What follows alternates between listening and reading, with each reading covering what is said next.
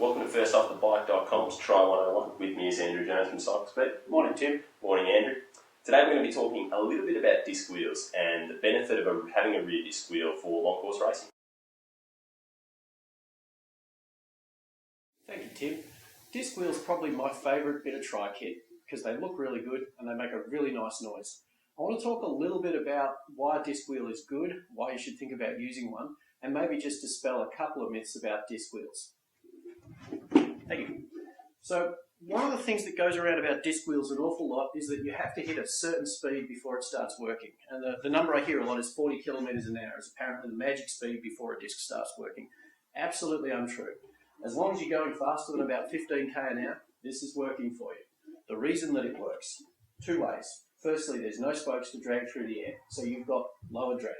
And secondly, most of the discs we use now have a little bit of an ellipse on them, so we get a little bit of lift off the disc. So it works a little bit like a wheel on an aircraft. So it's a smoother wheel, it has less drag, it also has a little bit of what we call the flywheel effect. There's a little bit more weight throughout the wheel, a little bit more inertia and momentum in this wheel, so that once you get it wound up, it will spin out and keep you rolling and rolling and rolling.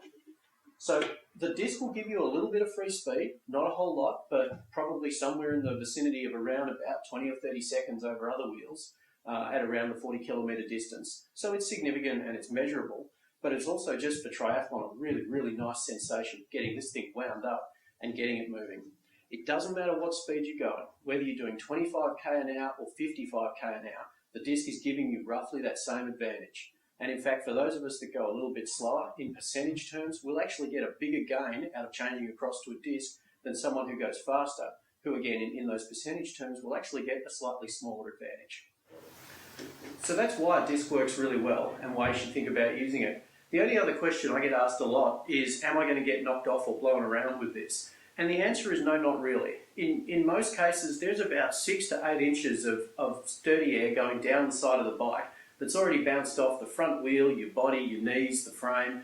So there's this thick protective boundary layer between the disc and the wind that's hitting it. So in most cases, the gusts that hit your bike are really just bouncing off the front of your bike, the front leading edge of your front wheel. They're not really affecting the disc at all.